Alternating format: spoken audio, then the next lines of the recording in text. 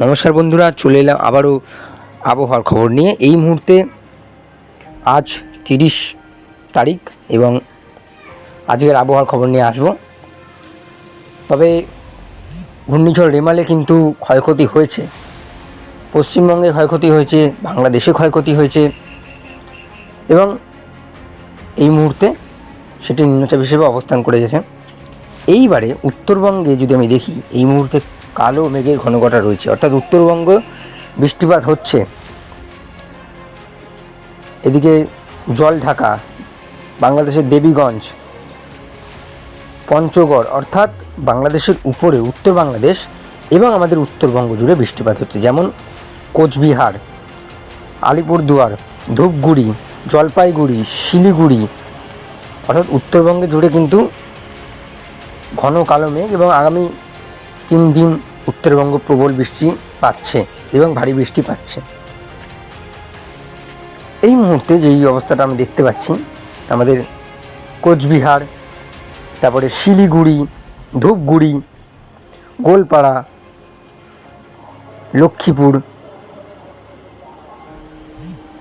অর্থাৎ উত্তরবঙ্গের যে উত্তরের জেলাগুলি আছে এবং তার সঙ্গে আসামেও কিন্তু ভালো বৃষ্টিপাত হচ্ছে। যেমন শিলচর হোক, বাংলাদেশের সিলেট হোক, সেখানেও বৃষ্টিপাত রয়েছে।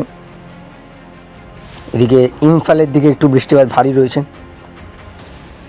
এদিকে হাফলংয়ের দিকেও কিন্তু বৃষ্টিপাত রয়েছে। অর্থাৎ আসামে কিন্তু বৃষ্টিপাত রয়েছে এবং আসামে কিন্তু বন্যার সৃষ্টি হয়েছে এই ঘূর্ণিঝড় রেমালের জন্য। অর্থাৎ যখন ঘূর্ণিঝড় রেমাল শক্তি হারিয়ে যখন নিম্নচাপে হয়ে আসামে ঢোকে, তখন প্রবল বৃষ্টিপাত ঘটে এবং সেখানে বন্যার সৃষ্টি হয়। এইবারে আসবো তাপমাত্রায়। আজকের তাপমাত্রা রয়েছে, গরম রয়েছে কলকাতা জুড়ে। কলকাতায় 34, উলুবেড়িয়া 34, খড়দা 35, চন্দননগর 35, হাবড়া 35, চাকদা 35, বনগাঁ 35, পান্ডুয়া 35, 36, শান্তিপুর, বর্ধমান 37। পশ্চিমের জেলাগুলিতে গরম অনেক রয়েছে, সোনামুখী 40, বিষ্ণুপুর 40, বাঁকুড়া 40। অর্থাৎ পশ্চিমের জেলাগুলিতে কিন্তু বাঁকুড়া, ঝাড়গ্রাম হোক, সেখানে 40-এর ছুঁই ছুঁই এবং তার সাথে অস্বস্তিজনিত আর্দ্রতাও রয়েছে, যার জন্য সেই হিউমিডিটি অনেক। কিন্তু উত্তরের জেলাগুলিতে অর্থাৎ উত্তরবঙ্গে কিন্তু তেমন একটা তাপমাত্রা নেই, 32-33-এর ঘরেই রয়েছে, যেহেতু বৃষ্টিপাত পেয়েছে তাই জন্য।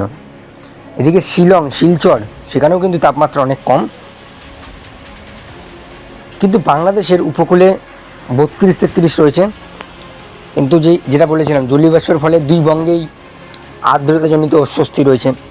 আমাদের খুলনায় 35, সাতক্ষীরা 34, এদিকে যশোর 35, লোহাগড়া 35, ফরিদপুর 35, ঢাকা 35, কাপাসিয়া 35, ময়মনসিংহে 32। অর্থাৎ উত্তর বাংলাদেশে একটু তাপমাত্রা কম রয়েছে, সিলেটে 29। অর্থাৎ উত্তরবঙ্গ এবং উত্তর বাংলাদেশ, সেখানে তাপমাত্রা কম।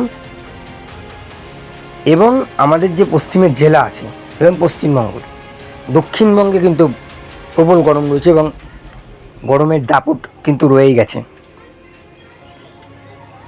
এইবারে যেটা দেখব সেটা হচ্ছে চোখ রাখবেন এই জিনিসটায়।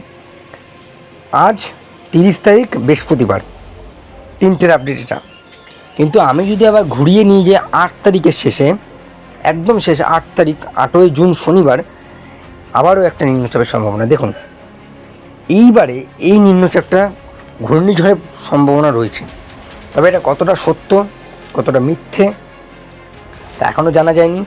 তবে ঠিক মধ্য বঙ্গোপসাগরের একটু উত্তর বঙ্গোপসাগরের দিকে কিন্তু এই ঘূর্ণিঝড় সৃষ্টি হবে। এবং এটি যদি সৃষ্টি হয়, আমরা জানি মে জুন মাস ঘূর্ণিঝড়ের জন্য উপকূল সময়।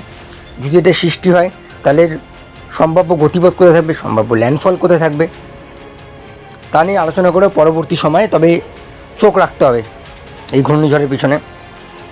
এই ঘূর্ণিঝড় শক্তিশালী রূপে আঘাত হানতে পারে।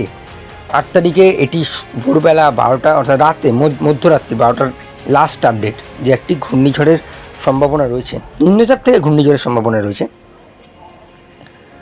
তবে এটির যদি আপনি গাছটি দেখেন, প্রায় 100-র কাছাকাছি।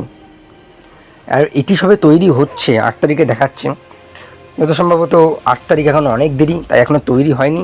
তা অযথা আতঙ্কিত আমি করব না, তবে তাও যদি দেখিয়ে রাখি গাছটি ওয়াইনটা প্রায় 100-এর কাছাকাছি এখনও তৈরি হয়নি, নিম্নচাপ সবে সৃষ্টি হয়েছে, প্রায় গাছটি 90-এর কাছাকাছি, অর্থাৎ দাপট থাকবে। যদি এই ঘূর্ণিঝড়টা তৈরি হয় তাহলে দাপট থাকবে। যেহেতু আতঙ্কিত করব না, ঘূর্ণিঝড়ের কোনো সৃষ্টি হয়নি, 5 তারিখের পর জানা যাবে। আর 5 তারিখ আসতে বেশি দিনও নেই, 5 থেকে 6 দিন, অর্থাৎ এটি সময়ের উপর ছেড়ে দিতে হবে।